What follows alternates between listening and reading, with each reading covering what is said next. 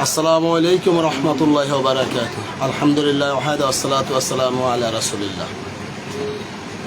সম্মানিত দিনদার মুসলিম ভাইয়েরা, আজকে আসলে লাইভে এসেছি একটি বিষয় নিয়ে আলোচনা করার জন্য। সেটি হলো বাংলাদেশের ৯৫% উপরে লোক আছে যারা নেশাগ্রস্ত, নেশা করে।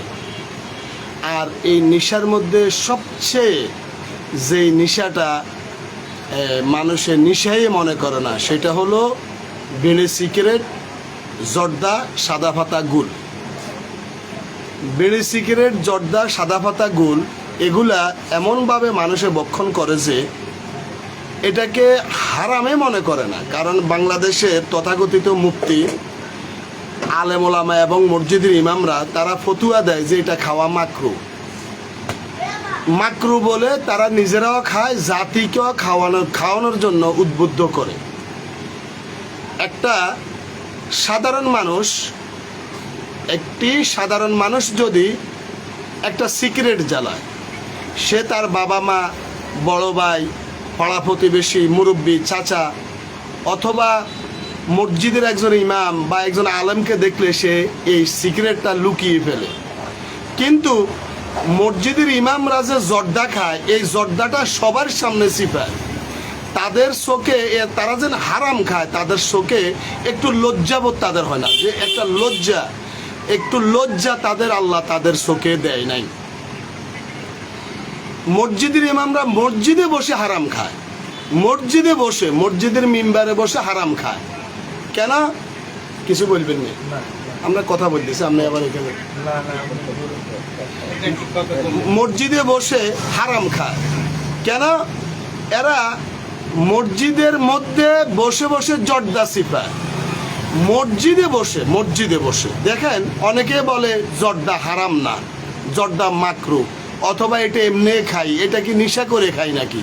দেখুন, আল্লাহ হালাল করেছেন মানুষের জন্য, খাওয়ার জন্য জায়েজ করেছেন, হালাল করেছেন দুইটি শর্তের উপরে। একটি হলো হালাল হতে হবে, আরেকটি হলো তাইয়েব হতে হবে। তাইয়েব অর্থ পবিত্র হতে হবে।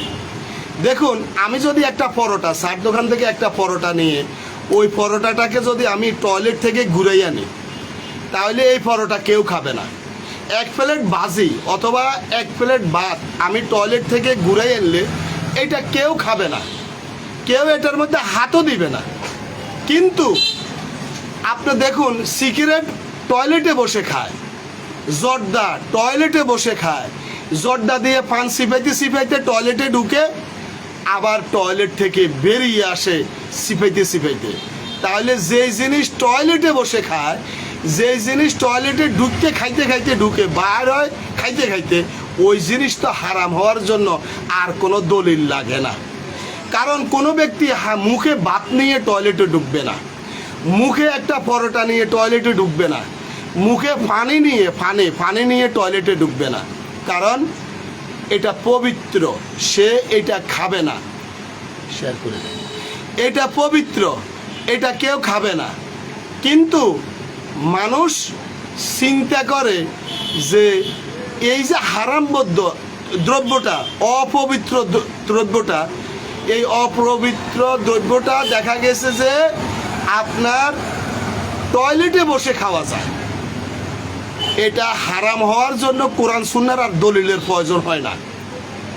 কিন্তু আমাদের দেশের পথভ্রষ্ট এই আলেম ওলামা, মুফতি এবং মসজিদের ইমামগুলা, তারা দেখা গেছে যে মসজিদে বসে হারামটা খায়।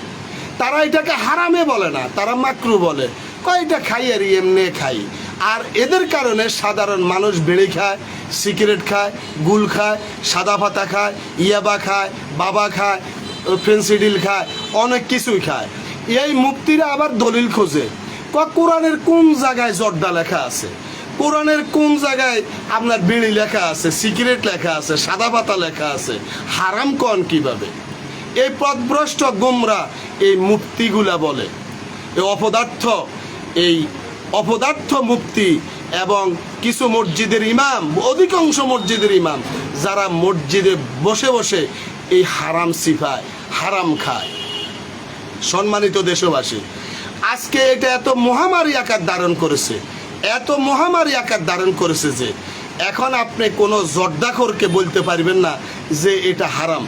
হারাম বললেই সে আপনার গায়ের দিকে আসবে, আপনাকে গালিগালাজ করবে, নানান ধরনের কথা বলবে। আপনি যদি জর্দাখোরকে বলেন এটা খাওয়া হারাম, সে আপনার উপরে চেতে যাবে যে এটা হারাম কিভাবে হলো। কোনো হুজুর হারাম কয় না, কারণ হুজুর সবগুলা জর্দা খায়, এই হারামখোরগুলা হারাম খায়। হারাম খায় বিদায় এগুলা তারা হারাম বলে না। সম্মানিত দেশবাসী, আজকে আমাদের দেশের মানুষ সুদ খায়, ঘুষ খায়, অন্যের হক খায়, মিথ্যা কথা বলে, জমিনের আইল ঠেলে, অনেক কিছু করে। তারপরে সুদী ব্যাংকের সাথে জড়িত, কিস্তির সাথে জড়িত। আবার দেখা গেছে যে এই লোকগুলাই সবাই জর্দা দিয়ে ফান্সি পায়, বিড়ি সিগারেটও খায়। আর এদেরকে বৈধতা দেয় এই দেশের হুজুরগুলা, এই দেশের মোল্লা মৌলবীগুলা এদেরকে বৈধতা দেয়, বলে খান, কোনো সমস্যা নাই।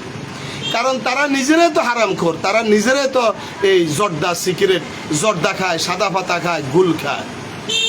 তাই এই হারাম মানুষের দেশে, আমাদের দেশে মানুষ বলে আমাদের দোয়া কবুল হয় না। কেন আমাদের দোয়া কবুল হয় না? কিভাবে দোয়া কবুল হবে? সম্মানিত দেশবাসী, কিভাবে দোয়া কবুল হবে যে প্রত্যেকটি মানুষ হারামের সাথে জড়িত, হারাম খায় না এরকম লোক খুঁজে পাওয়া যায় না। যে ইমাম আল্লাহর কাছে দোয়া করে হাত উঠিয়ে, ওই ইমামও হারামখোর, ওই ইমামও জর্দা দিয়ে ফান্সি পায়, বিদাত করে, শিরিক করে, সেটা তো করেই করে, হারাম খায় প্রতিনিয়ত, 5 টাকা 2 টাকা 1 টাকার জন্য মিথ্যা কথা বলে। আর জর্দা সিগারেট, সম্মানিত দেশবাসী আবারও বলি, জর্দা, সাদা পাতা, গুল, বিড়ি সিগারেট এগুলা সবই হারাম বস্তু, এগুলো অপবিত্র বস্তু, এগুলা তাইয়েব না।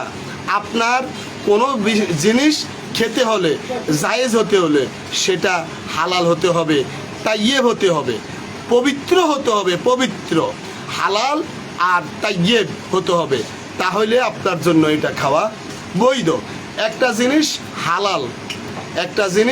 হালাল, কিন্তু এই জিনিসটা অপবিত্র। একটা কথা, 1 প্লেট ভাত একটা যদি লোকে নেয়, ওই ভাতের উপরে যদি আপনি কিছু বালু ছিটাই দেন, ওই ভাত আর কেউ খাবে না। একটা পরোটার যদি মাটির মধ্যে একটু গড়াগড়ি দিয়ে নেন, এই পরোটা কেউ খাবে না, কারণ এটা অপবিত্র হয়ে গেছে, এটা অপবিত্র ধরা হয়। একটা পানির মধ্যে যদি, 1 গ্লাস পানির মধ্যে যদি কোনো কাঁচরা পড়ে, ওই পানি আর কেউ খাবে না, কারণ এটা অপবিত্র হয়ে গেছে। জিনিসটা হালাল কিন্তু অপবিত্র হয়ে গেছে। তাই বিড়ি, সিগারেট, জর্দা, সাদা পাতা, গুল এগুলা হলো অপবিত্র, এটা অপবিত্র, এটা হারাম, এটা নিশা, এটা মানব দেহের জন্য মারাত্মক ক্ষতিকর, এটা মানুষের জীবনকে আস্তে আস্তে ধ্বংসের দিকে ঠেলে দেয়, ক্যান্সারের দিকে ঠেলে দেয়। কিন্তু এই জাতি বুঝে না, বুঝার চেষ্টাও করে না। সম্মানিত দেশবাসী, আমি আর বেশি কিছু বলবো না, শুধু আপনাদের প্রতি অনুরোধ করব, এই সাদা পাতা, গুল, জর্দা, সিগারেট এগুলা থেকে নিজেরা বেঁচে থাকুন। যদি মনে করেন আপনার দোয়া আল্লাহ কবুল করুক, যদি মনে করেন আপনি যে দোয়া করতেছেন আপনার দোয়া আল্লাহ কবুল করুক, তাহলে দয়া করে জর্দা, সাদা পাতা, গুল, বিড়ি, সিগারেট এগুলা থেকে দূরে থাকবেন। এবং দেশে যত ধরনের হারাম আছে, সুদ, ঘুষ, মিথ্যা কথা বলা, অন্যের সম্পত্তির ক্ষতি করা, যত ধরনের হারাম আছে সব হারাম থেকে নিজে বাঁচুন, অন্যকে বেঁচে থাকার উপদেশ দিন। বলুন। আসসালামু আলাইকুম ওয়া রাহমাতুল্লাহি ওয়া বারাকাতুহু।